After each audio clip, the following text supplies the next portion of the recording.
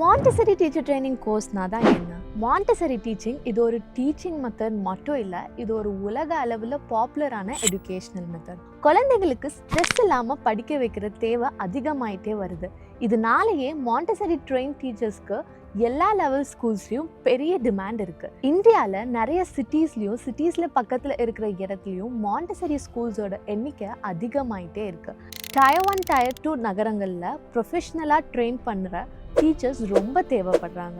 நிறைய ப்ரைவேட் ஸ்கூல்ஸும் ப்ளே குரூப்ஸும் மாண்டசரி மெத்தட்ஸை யூஸ் பண்ண ஸ்டார்ட் பண்ணிட்டாங்க.